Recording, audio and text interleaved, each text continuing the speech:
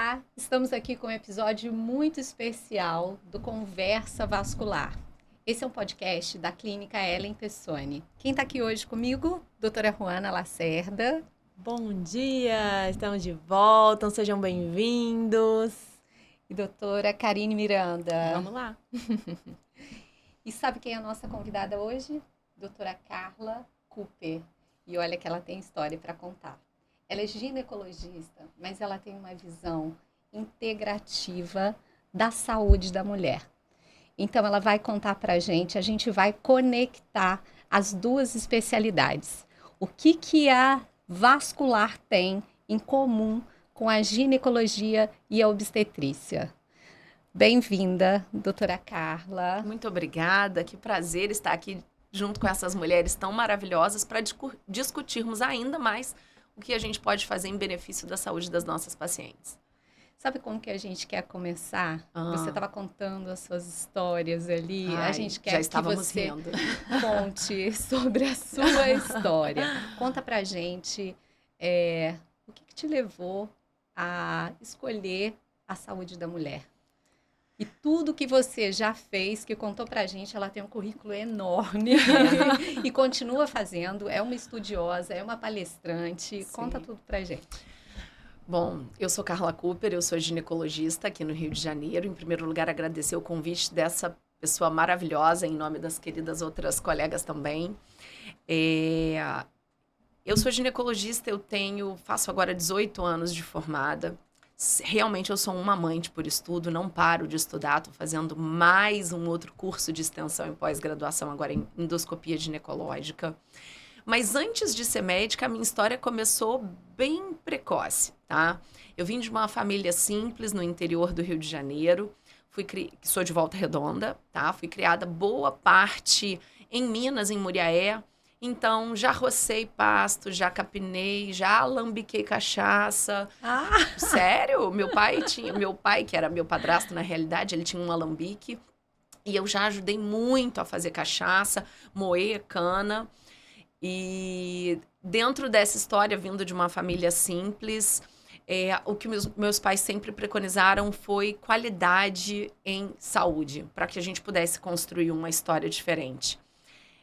Eu fui a primeira médica da minha família, não foi fácil me tornar médica, tive vários percalços aí, realmente estudava muito para ter um CR elevado, consegui parte de desconto em bolsa, fui monitora de muitas disciplinas, vim de bolsa, vim de brigadeiro, fiz faxina, era representante de turma, dava aulas particulares, eu já era professora de inglês aos 15 anos, fui professora de um curso de inglês chamado CCAA, que ainda é forte aqui no Brasil todo. Fui professora por muitos anos. Fiz faculdade de medicina, me formei no ano de 2006, entrei na residência médica aqui no Rio, fiz Salgado Filho e Carmela Dutra. E depois continuei, Ellen.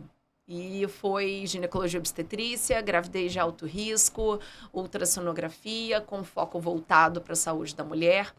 Fiz uma especialização em mulheres vítimas de violência sexual e doméstica, porque isso é uma questão que mexe muito comigo, até por uma questão pessoal, aos 17 anos, que eu fui vítima de uma tentativa de violência sexual em Volta Redonda, uma cidade do interior, para a gente saber que isso pode acontecer em qualquer lugar.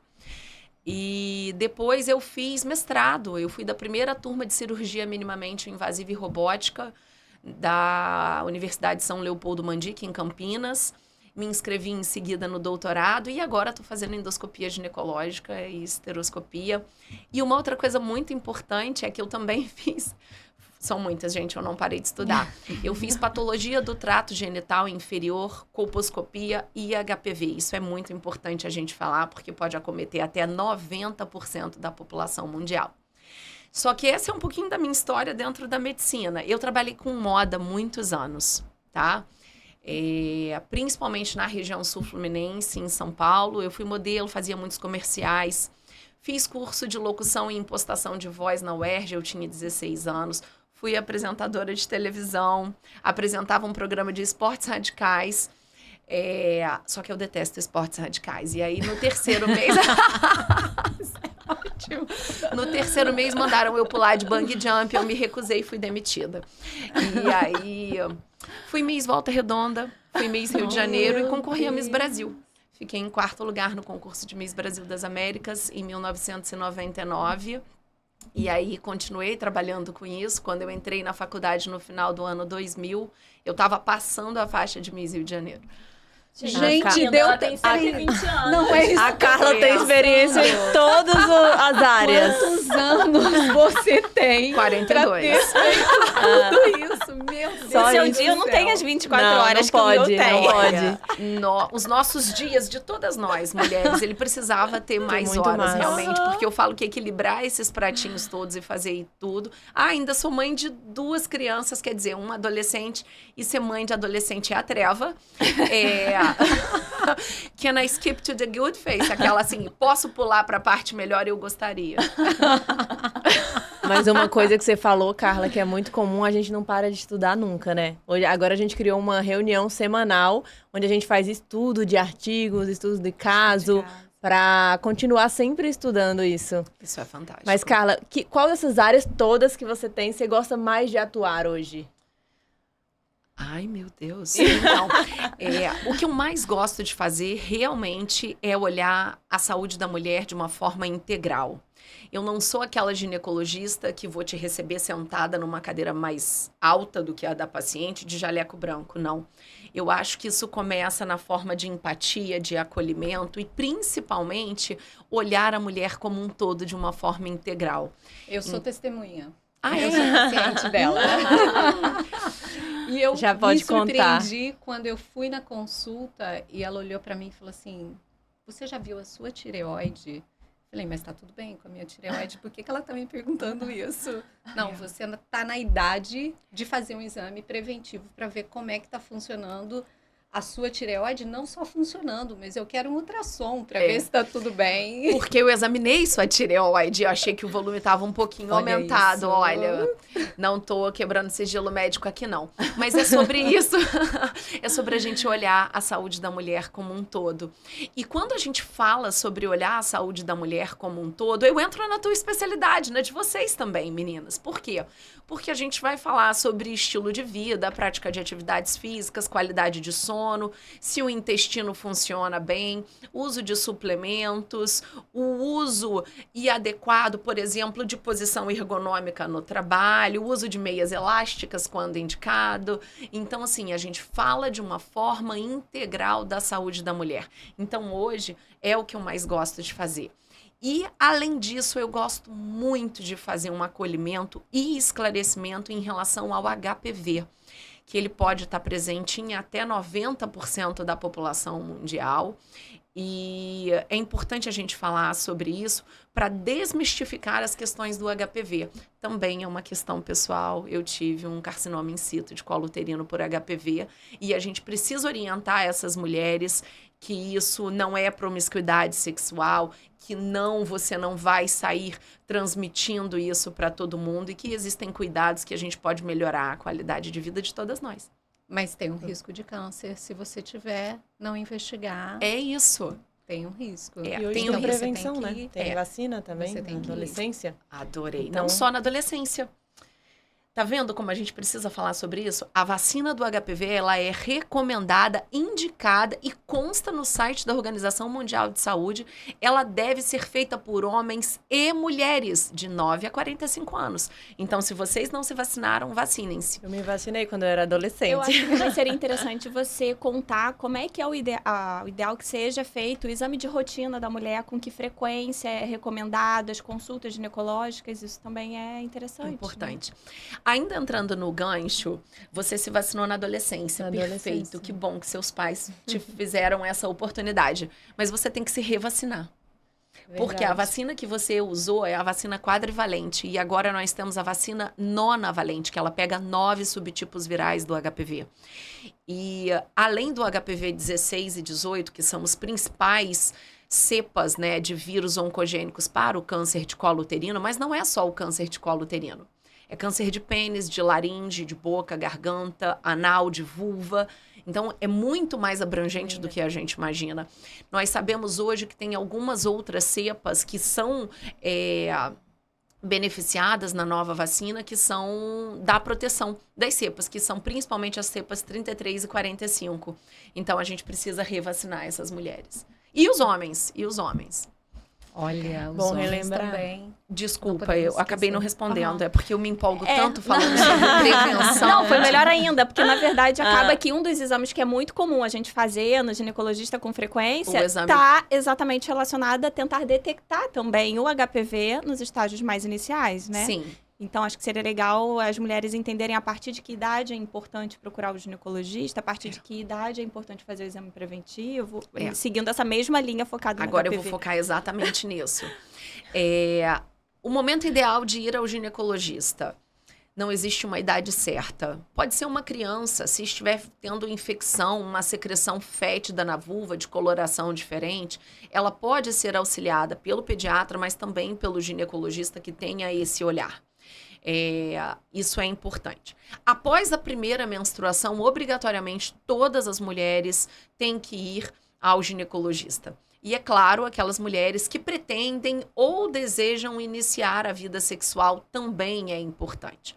Quando a gente fala em prevenção de câncer de colo uterino, se eu for seguir as diretrizes brasileiras do rastreio do INCA para câncer de colo uterino, é somente aos 25 anos que você coleta o primeiro exame Papa Nicolau, o exame preventivo. Essa não é a nossa realidade. Por quê? Porque se você inicia a sua vida sexual muito mais precoce do que aos 25 anos, é o que a gente mais vê. É o que a gente mais vê. Então, você pode e deve ser examinada pelo ginecologista para descartar lesões e precocemente isso. Eu já tive, infelizmente, o contato. É raro, graças a Deus, tá? Atinge menos de 3% da população, mas eu já vi cânceres invasivos em mulheres de 23, 24 anos de câncer de colo uterino, por cepas muito agressivas do vírus do HPV. Então, o importante faça a sua avaliação ginecológica. Existem situações especiais onde aos 19 anos de idade, aos 21 anos de idade, a gente pode coletar o exame Papa Nicolau preventivo, tá? E hoje existe uma forma de exame, que é um exame realizado em meio líquido, que ele tem uma acurácia, uma eficácia maior, principalmente na detecção de cepas do HPV, que a gente chama uma genotipagem por PCR. É um exame de biologia molecular. Esse exame de biologia molecular, a recomendação mundial é a partir dos 25 anos. Era 30 anos e ele caiu para 25.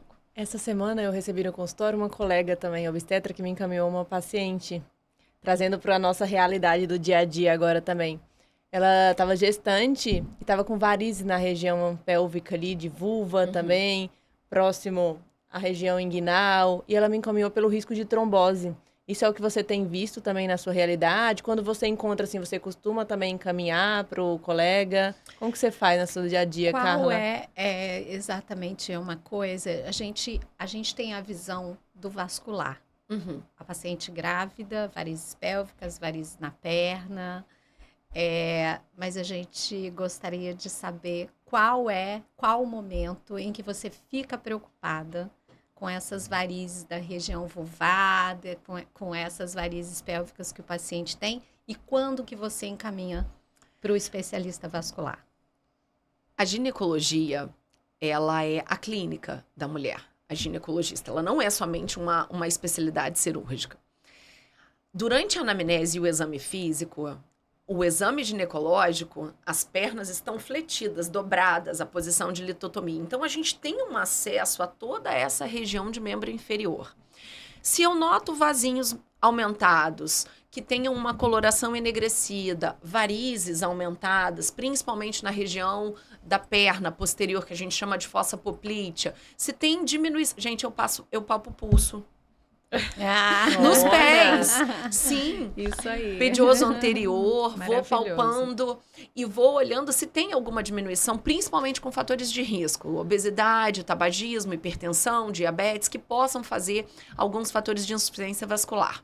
Na gestação, eu peço avaliação para todas elas e oriento o uso principalmente de meias de compressão e a gente vai avaliar a indicação de qual é essa meia de compressão, se é de 10 a 15, se é de 20 a 30, mas sempre associada ao olhar da especialidade de vocês da cirurgia vascular.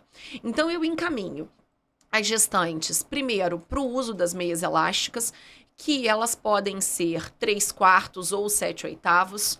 Por que eu não oriento muito a meia elástica inteira? Porque quando ela baixar a primeira vez para fazer xixi, ela não vai colocar mais.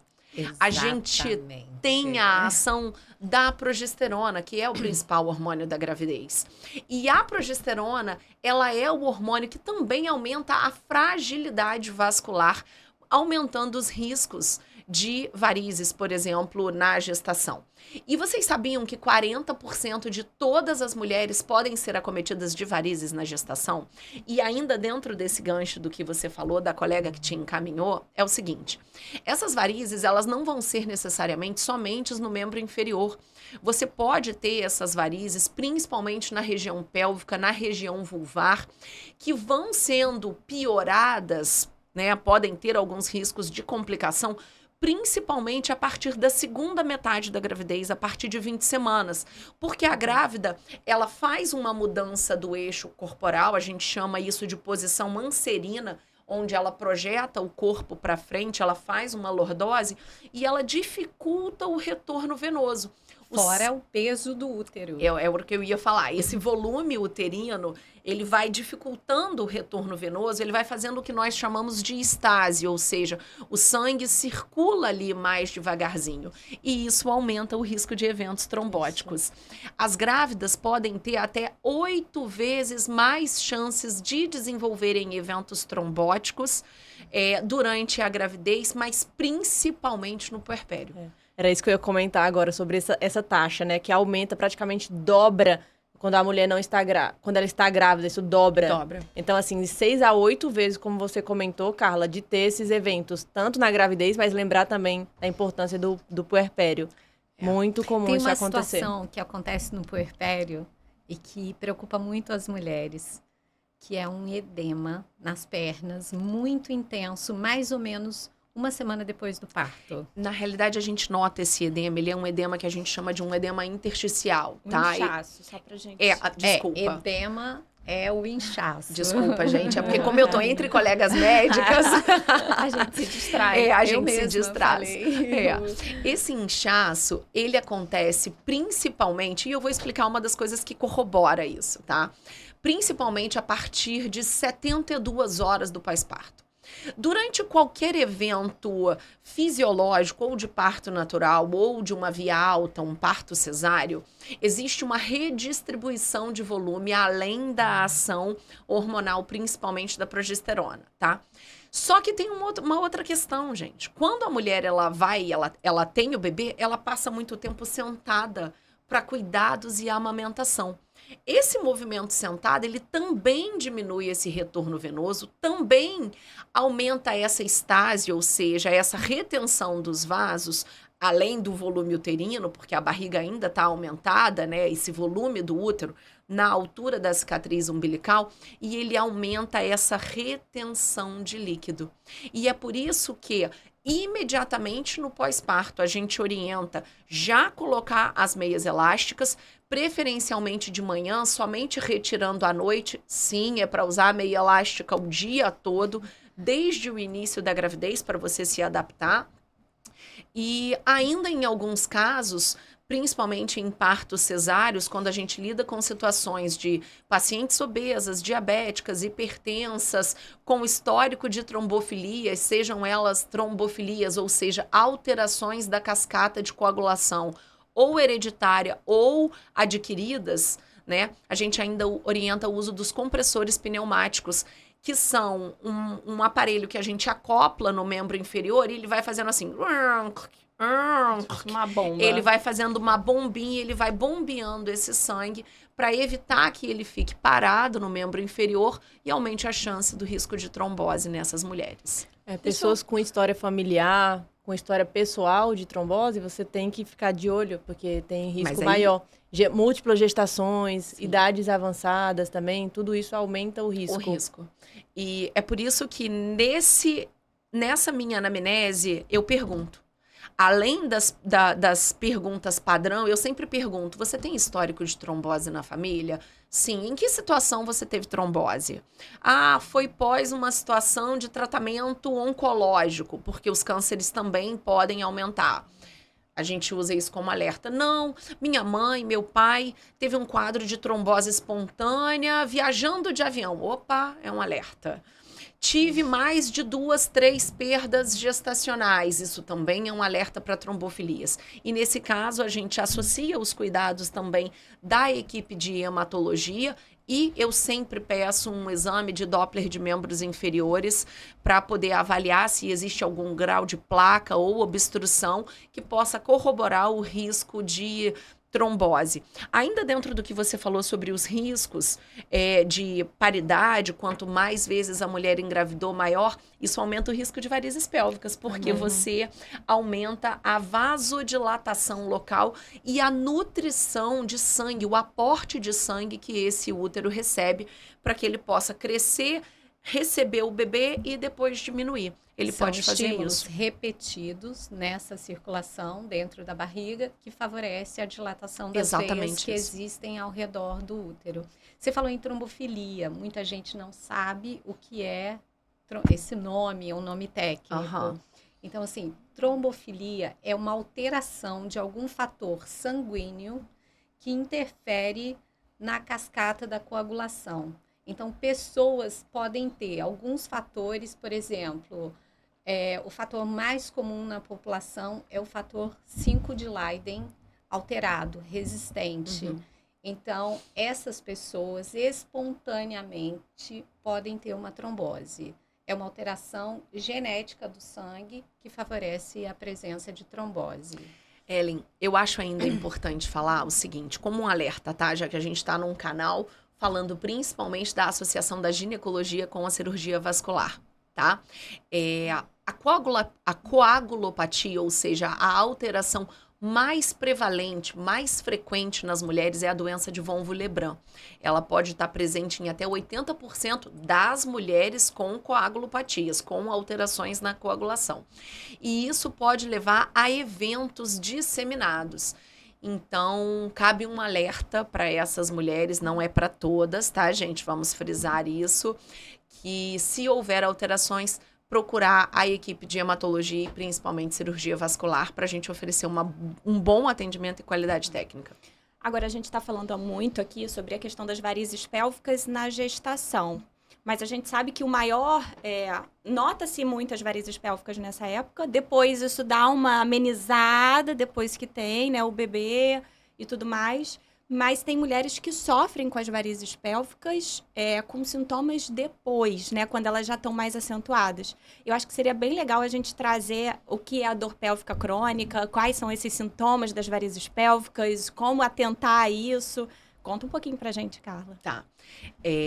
Eu adoro falar sobre isso, porque, inclusive, eu sou speaker nacional sobre anemia e deficiência de ferro por anemia, e isso está relacionado a exatamente dessas mudanças que a gente tem no corpo da mulher.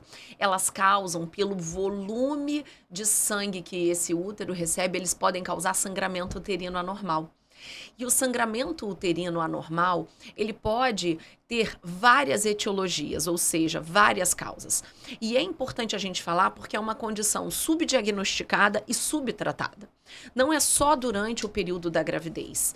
Isso vai se estender durante todo o período de vida reprodutiva da mulher, principalmente nos períodos de climatério e menopausa ou no início naquela mulher muito jovem, ou seja, nos extremos da vida reprodutiva, eles podem ter um acometimento ainda maior, gerando dor pélvica, aumento de sangramento uterino. E o que seria esse aumento de sangramento? É principalmente aquela mulher que sangra dentro de uma classificação mais de 80 ml por dia. Mas o que é esse 80 ml por dia, tá, de sangue? É aquela mulher que troca ou o absorvente, ou o absorvente interno, ou o coletor menstrual com intervalos menores do que 6 horas. É aquela mulher que, durante o período menstrual, ela sente cólicas, ela sangra com coágulos, aqueles pedaços, ela fica fraca, tonta, ela sente cólicas mais fortes na região abdominal, da pelve, ela tem que mudar as atividades laborais dela e emocionais, ela não tem relações sexuais, ela sente cansaço, e isso interfere e muito nessa questão. E quando a gente fala ainda das varizes pélvicas, a gente tem que lembrar de uma outra condição também chamada de quebranoses, que é a síndrome de May-Turner, que vocês devem avaliar com alguma frequência dentro da cirurgia vascular, que pode causar eventos trombóticos, ou seja, de hipercoagulabilidade maiores na vida da mulher. Tem uma diferença, né, entre síndrome de quebranoses e síndrome de May-Turner. O Vocês são as melhores para falar sobre isso, por favor.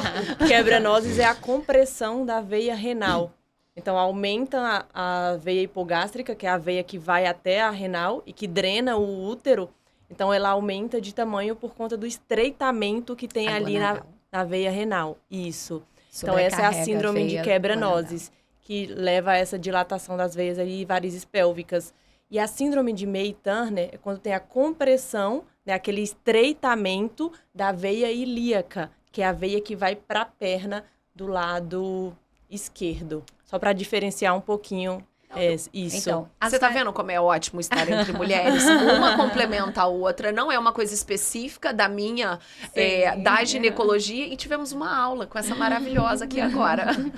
Então, a gente está falando de varizes pélvicas, e varizes pélvicas é um fator que, alguns anos atrás, o vascular não investigava e ele não se preocupava com isso. Mas a gente tinha um quadro em que as mulheres tinham varizes e essas varizes retornavam de forma muito frequente, de membros inferiores. Então, a gente olhava a perna, cuidava, tratava da perna, daqui a pouco tudo ali estava de volta. E quando a gente, isso começou a ser mais falado nos congressos e ensinado, a gente começou a direcionar a nossa anamnese para, peraí, como é que é seu ciclo? Você sangra muito? Você tem muita cólica? Você tem dores na barriga? Você tem dor durante o coito? Peraí. Opa. Essas varizes não são só nas pernas. Você também tem a chance de ter varizes na região pélvica que a gente está falando e na região ao redor do útero. E isso trouxe para a gente uma outra forma de tratar.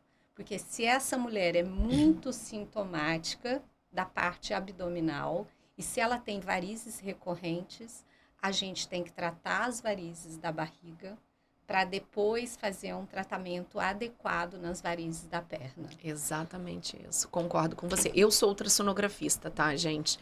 E às vezes a gente nota até alguns colegas que não gostam de relatar sobre a presença desses vasos pélvicos, né, dilatados. Eu sempre coloco, porque auxilia guia vocês. E não só isso. Quando a gente nota esses vasos mais aumentados, eles podem estar relacionados também com uma patologia muito frequente, como a adenomiose. E a miomatose uterina, dependendo da onde você tem a localização desse mioma, que podem interferir no volume de sangramento, na drenagem local desses vasos e engurgitando, ou seja, aumentando cada vez mais o volume desse útero, que consequentemente vai aumentando essa compressão dos vasos pélvicos, dos vasos ilíacos, e isso vai gerar consequência não só na minha especialidade, mas na sua também. É importante a gente comentar sobre essa questão, né, dos sintomas, né, como você já falou alguns, da dor pélvica, uma dor pélvica que vai persistir, que a pessoa sente ali por mais de 6 meses, a dor na relação sexual, porque são sintomas, a questão do sangramento, que liga o alerta, geralmente essas pacientes procuram um ginecologista, que é até o recomendado, porque o diagnóstico diferencial, varizes pélvicas, não é a primeira opção, pelo contrário, Sim. né? Primeira opção vai ser pensar em adenomiose, endometriose. Sim. Então, tem uma gama de infecções, de diagnósticos que vocês vão fazer primeiro E aí, quando avalia tudo, vê se tem essa questão das varizes, e aí a gente consegue fechar o diagnóstico depois. Né? E das varizes dos membros inferiores, a localização mais comum que a gente vê que está relacionada a varizes pélvicas é ali na região posterior da perna, que às vezes não tem localização com outras veias. E pode chegar a 35% de pessoas que têm varizes nos membros inferiores ter também varizes pélvicas, e essas varizes pélvicas serem a causa dessas varizes dos membros inferiores. Então, a importância dessa visão integral que você tem também, né, Carla? De a gente estar vendo a mulher como um todo ali, de estar com essa preocupação que a Ellen falou, de investigar isso também. Entende? Acho que a gente tem que ter esse olhar, que a gente também tem no nosso dia a dia. A gente pensa como você também. Vocês Isso. são muito maravilhosas, meninas. Eu falo que nós, mulheres, vamos dominar o mundo. Eu acredito nisso. Tem uma pergunta para você, super polêmica. Ai, Cristo, eu vou me botar numa saia justa. Anticoncepcional dá trombose? Olha, o anticoncepcional, ele pode aumentar o risco de trombose se for uma pílula combinada, ou seja, que ele tenha 2 tipos de hormônios sintéticos, o estrógeno e o progestágeno, tá? O contraceptivo que não é combinado, que ele é somente à base de progestágeno, ele não tem o risco de trombose. Tá? Mas desde 2017, a recomendação da Organização Mundial de Saúde, da OMS, é que a primeira opção contraceptiva para mulheres que não desejam engravidar dentro de 12 meses, ou seja, 1 ano ou mais, sejam os LARCs, que é uma sigla chamada Long Acting Contraception Reversible. É uma sigla em inglês, que significa contraceptivos reversíveis de longa data. E por que eles são a primeira opção de escolha? Porque eles não têm a ação do hormônio estrógeno, ou seja, não tem risco de trombose. E que significa essa sigla? O paciente está escutando aqui a gente, ele está se perguntando o que é essa sigla. É isso? É o que eu acabei de falar, contraceptivo reversível de longa data. Mas o que é, se você for indicar, prescrever, o que são que os DIUs ou o Implanon, tá? Eu posso falar porque só existe um único, tá? O Implanon, ele é um contraceptivo subdérmico, que é o famoso implante que as mulheres vulgarmente chamam como chip, não é chip da beleza, tá? É um implante contraceptivo. E os DIUs, que podem ser os DIUs não hormonais, que não têm ação nenhuma. E existem os DIUs medicados, que tem o DIU hormonal medicado, que tem uma concentração maior de progestágeno para tratamento de sangramento uterino anormal, adenomiose, miomatose, dor pélvica. E um outro DIU hormonal que tem menos da metade da concentração hormonal para reduzir o volume de fluxo e não ter ação do estrógeno sem risco de trombose. Ainda sobre esse gancho do risco de trombose com a pílula contraceptiva, é importantíssimo a gente falar para vocês que não são profissionais de saúde o seguinte: um alerta para quem usa pílula anticoncepcional combinada, que tem 2 tipos de hormônios diferentes, tá? Se você está acima do peso, se você tem histórico de varizes, principalmente com um histórico familiar importante, aquelas varizes mais enegrecidas, tortuosas, tipo um desenhozinho na perna, obesidade, se você, é isso que eu ia falar, se você fuma, se você tem hipertensão arterial, pressão alta ou diabetes, isso é um grande, grande alerta. Você não pode usar pílula anticoncepcional combinada, tá? Porque eles aumentam e muito, assim, exponencialmente o risco de trombose. Conversa com seu ginecologista e troca esse método. Como é que a gente faz, 30%, né, no dia a dia? 30%. O risco de trombose. A nossa sociedade fala que é um pouquinho mais, 45%. Aumenta Aí, 2 tá vezes, vendo? né? Aumenta 2 vezes o risco de qual é o trombose, risco o anticoncepcional oral combinada. Entre 30% e 50%. Mas o que a gente faz é isso, Então, é justamente entre 30 e 50. isso. Para nós, 30 eles e falam 50. 45. Eu falei 30, ela 45. E como é que a gente faz no nosso dia a dia, né? Trazendo para a nossa prática na realidade. Então, quando tem esses fatores, paciente mais idosa, tabagista, hipertensa, obesidade, que faz uso de anticoncepcional combinado, a gente tende a orientar trocar o método e ir à ginecologista para ela fazer essa orientação e dar, juntamente com a gente, né, o melhor método para aquela paciente. Então, é isso que a gente costuma fazer no nosso dia a dia. E tem uma situação que às vezes acontece com a gente, paciente jovem, com história de trombofilia, teve trombose. Gente. E não quer engravidar. Então, ela precisa de um método contraceptivo. São os LARCs. Qual a sua escolha principal? Ela já teve trombose, a gente sabe que o risco dela é enorme.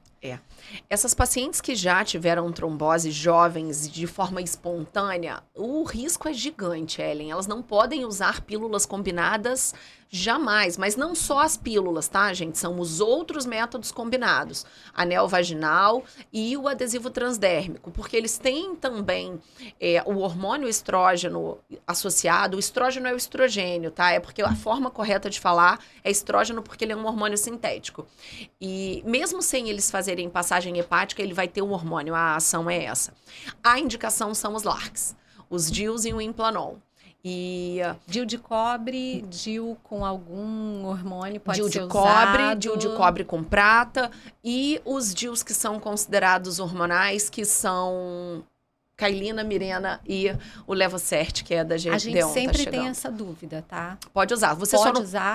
Pode usar. A única questão é o seguinte: durante o tratamento do evento trombótico agudo, ou seja, a pessoa está na crise, ela não pode usar o método hormonal. Ela já passou desse momento da crise, mesmo para quem já teve, ele entra dentro do critério de elegibilidade, ou seja, dentro da liberação para usar esses métodos hormonais. Você imagina se essa mulher que já teve um evento trombótico, ela tem sangramento uterino anormal, ela tem adenomiose, endometriose, ela não pode sangrar. Então, a gente vai associar a expertise da ginecologia com a da cirurgia vascular para oferecer a melhor forma de contracepção e qualidade de vida, olhando a mulher de forma integral. E isso, as pessoas às vezes ficam com muito medo, por quê? O principal método recomendado são os LARCs, né? Que são os DIUs e o Implanon. Ah, mas botar DIU dói muito. Existe uma técnica hoje de inserção de DIU sem dor. Eu ia te pedir para falar sobre isso, porque eu percebi, te conhecendo, que eu investiguei antes e o que a gente conversou aqui antes, que você tem essa preocupação, tanto do olhar integrado, que eu acho que se aproxima com o que a gente, né, faz na clínica, e tem essa preocupação com o conforto do paciente também. Então, tem uma abordagem diferente com essa questão da colocação do DIU sem dor. Conta um pouquinho pra gente também. Quando a gente vai a qualquer médico, mas em especial a ginecologia, a gente está lidando com a intimidade da mulher. Então, esse acolhimento, esse conforto, ele é essencial para você estreitar laços. Então, é fazer uma anamnese, uma busca atenciosa pelo que aquela mulher, ela procura, tá? E quando a gente fala ainda sobre eficácia contraceptiva, tá? Os DIUs e o implante subdérmico, eles são muito mais eficazes, por exemplo, do que a pílula. Só que as mulheres, quando a gente oferece o DIU, elas têm verdadeiro pavor de inserir o DIU pelo medo da dor. Isso foi uma questão pessoal minha, e foi por isso que há mais de 12 anos atrás eu comecei a investigar a respeito. O primeiro DIU que inseriram em mim, há mais de 13 anos atrás, quando eu tive o Rafael, meu filho mais velho, eu praticamente desmaiei na mesa de tanta dor. É surreal, realmente. E aí eu falei, gente, mas era para ser um método tranquilo e as mulheres vão ter dor. E eu comecei a estudar a respeito, estudar muita anatomia, formas de variação, o que já tinha descrito na literatura.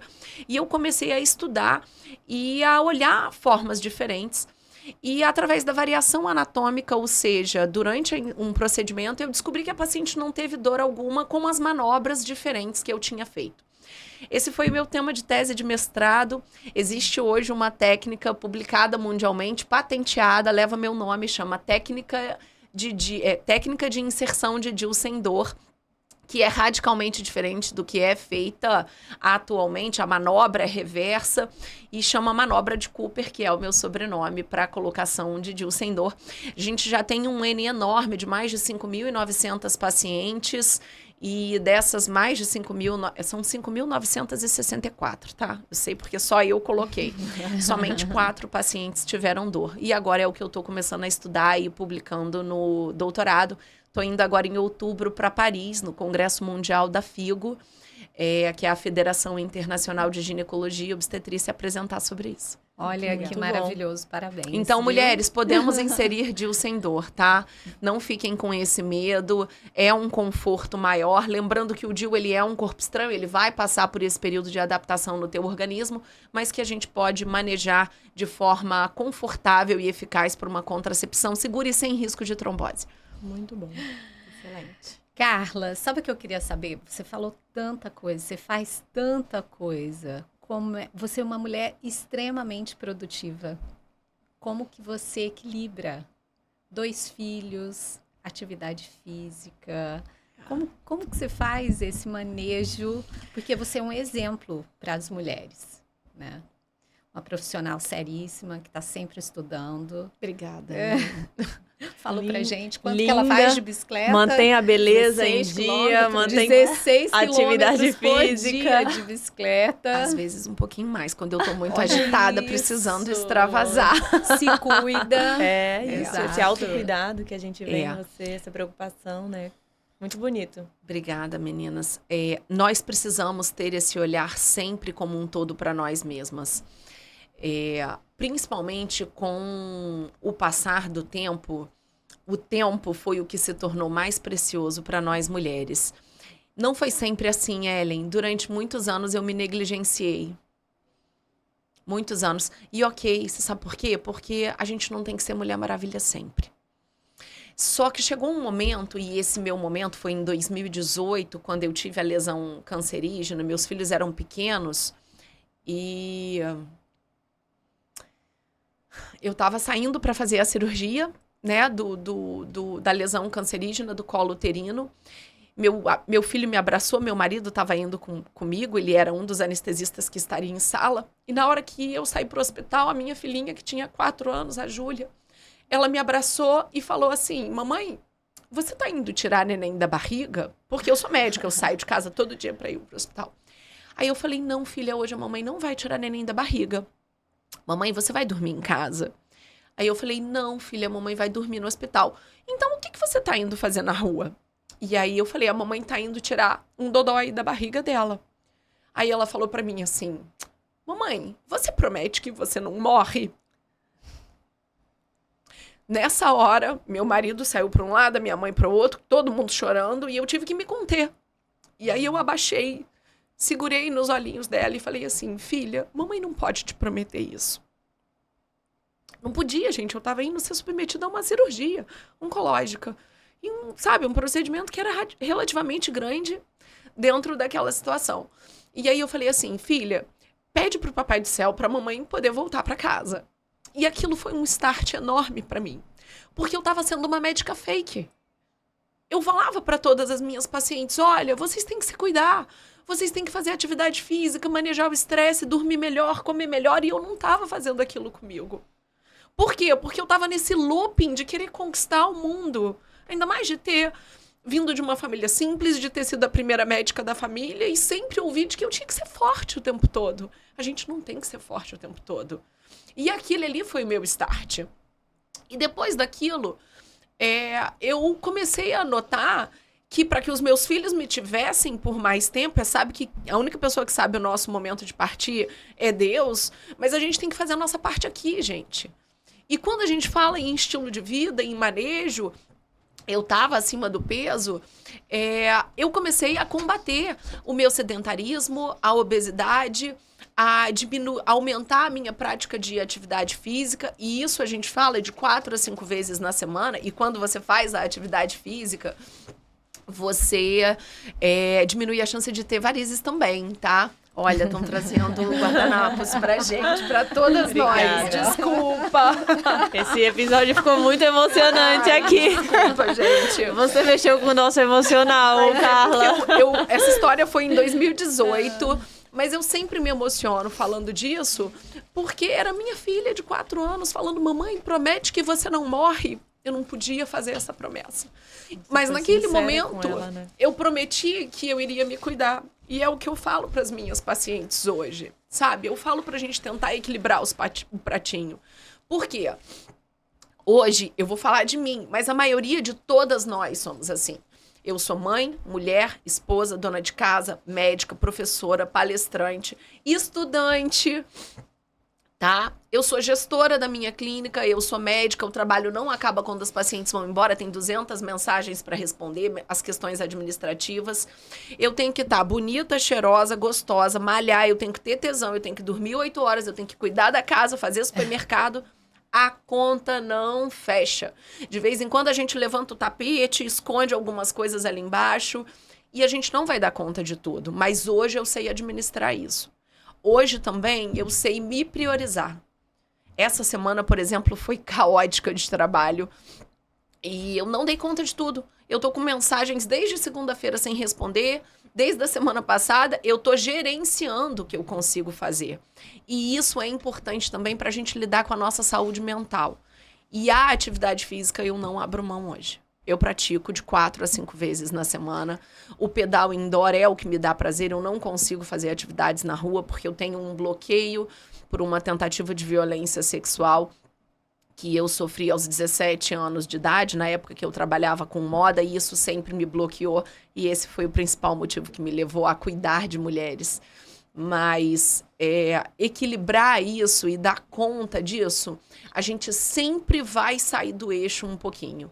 O importante nesse momento a gente respirar fundo, deixa a lágrima cair, chora no chuveiro, chora no travesseiro, procura a terapia, conversa com alguém, um bate-papo entre amigas.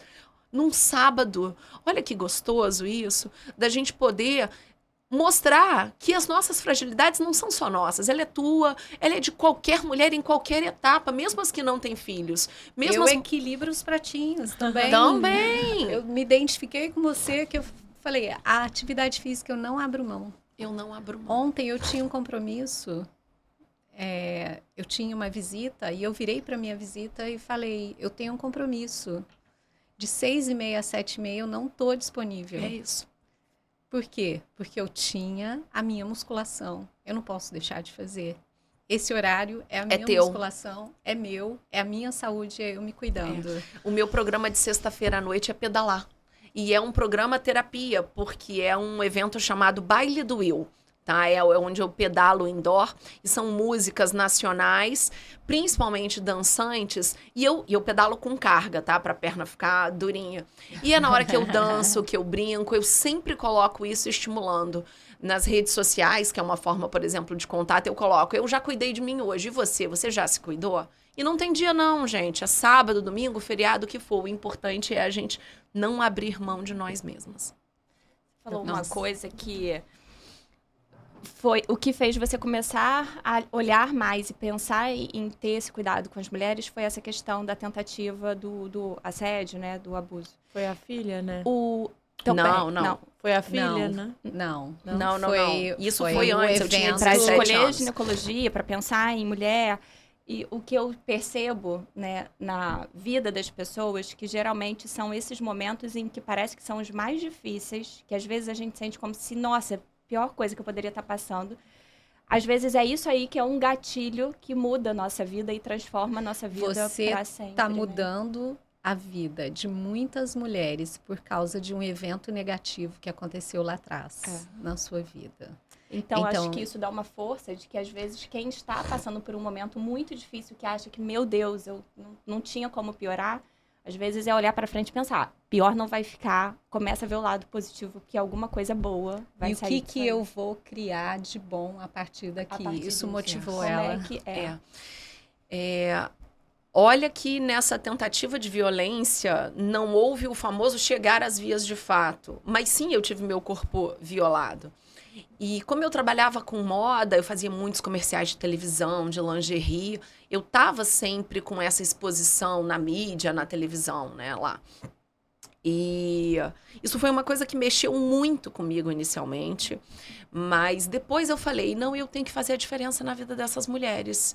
em um olhar atento, um acolhimento, porque a gente ainda vive uma sociedade machista achando que a culpa é da mulher, dela ser violentada, dela estar usando uma roupa diferente. E no meu caso, eu tinha 17 anos e foi um cara casado com 2 filhos, engenheiro da CSN na época, que tentou me agarrar. E eu ouvi da esposa dele ainda, porque cidade pequena, né? Essas coisas vazaram, de que era eu que me insinuava pro marido dela. Eu nem conhecia o homem, gente. Sabe? Então, tá tudo errado. Eu pude ressignificar isso dentro da minha vida. Meu marido cortou um dobrado, tadinho do bichinho, mas ele é fantástico. E é uma pessoa que tá sempre ao meu lado me apoiando. E é o exemplo que nós damos, por exemplo, pro nosso filho, pro Rafael. Sobre o respeito, sobre o acolhimento, a forma de tratar, que o não é não. E falar sobre isso dentro dos nossos consultórios, daquelas mulheres que sofrem algum tipo de relacionamento abusivo. E o abuso, ele não está só na questão da violação do corpo, ele pode ser um abuso emocional, ele pode ser uma série de cerceamento desse tipo de relacionamento. Que é muito mais frequente. Muito até, né? mais, muito mais. Então, falar sobre isso, ele mexe sim em feridas. Não é sempre que eu falo disso com tranquilidade. Eu tenho os meus momentos de gatilho, com dificuldade. Eu não ando na rua sozinha. Não consigo andar na rua sozinha. Até hoje. Sim, eu tenho spray de pimenta. E a gente se adapta. A gente vai equilibrando os pratinhos. E tá tudo bem algum também não ser equilibrado em algum momento da Não, sua de vez vida, em quando porque eu você pego não um vai pratinho conseguir dar conta, E né? taca na parede. Você também faz Ele isso? cai. A vontade é essa. Pego e arremesso na parede. Ele cai. Não, você falou uma frase perfeita. Você não tem que ser a Mulher Maravilha. Não tem. Não temos Não nenhuma de precisa. nós. A gente... Outra coisa também, ainda dentro desse aspecto que o tempo ele se torna curto, eu tive que trabalhar isso em terapia, tá? Eu não sabia falar não para as pessoas. Eu sempre falava, não, pode colocar mais uma paciente na agenda?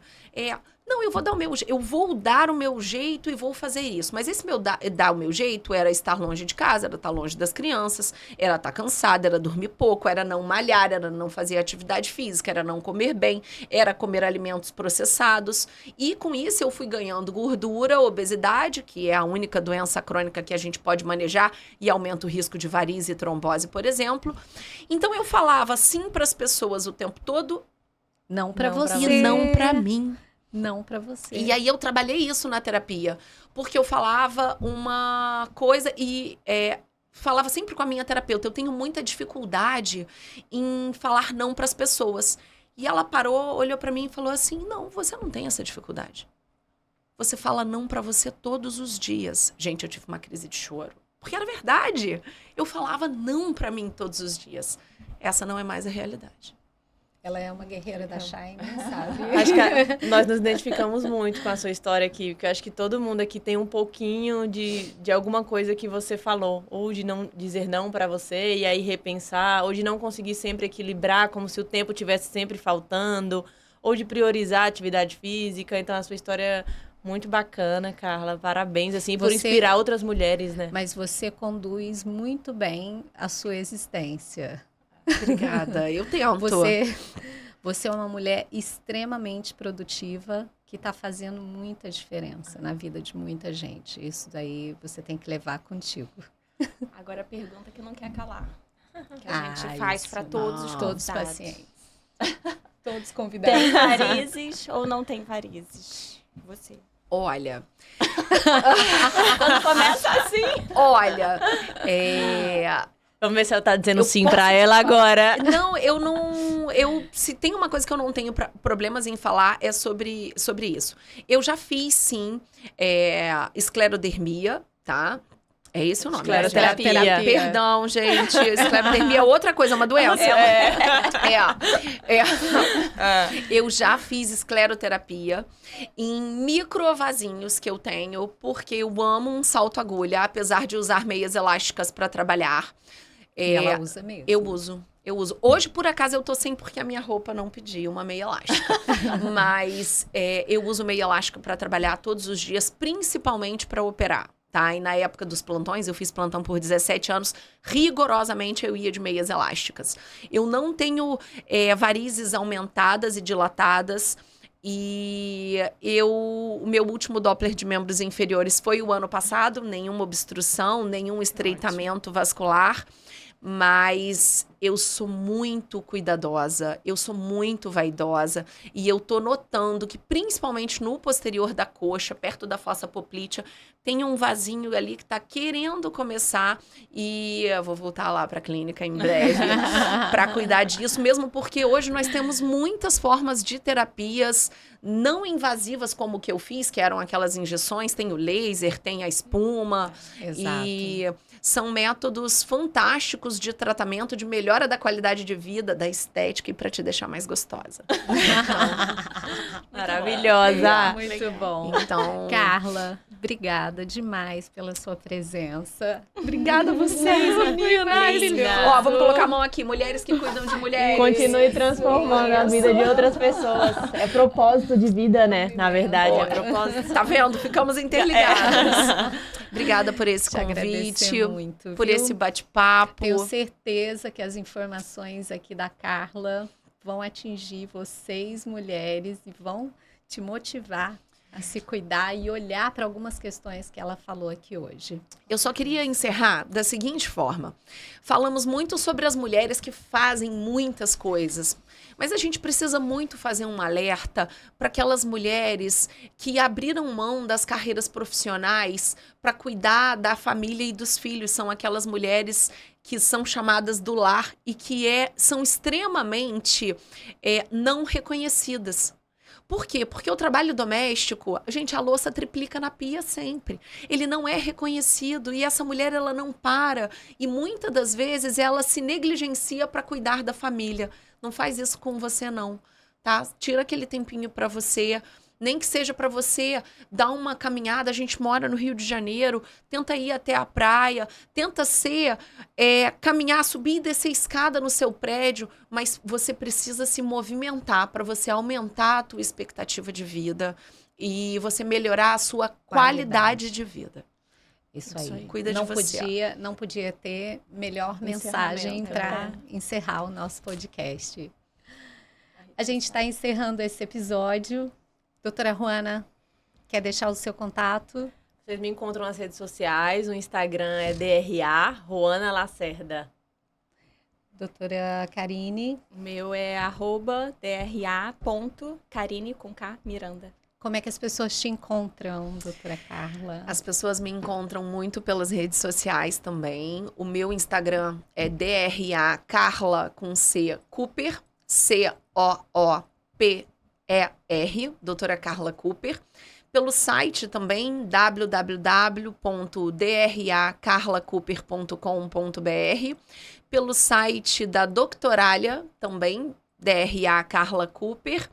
E no Le Monde Offices aqui, no mesmo local onde nós temos a clínica da doutora Ellen Pessoni, aqui na Barra da Tijuca, ao lado do Shopping Village Mall.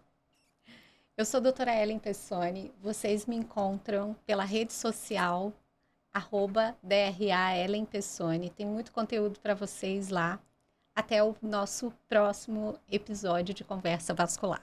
Tchau, tchau. Tchau, gente! Muito bom.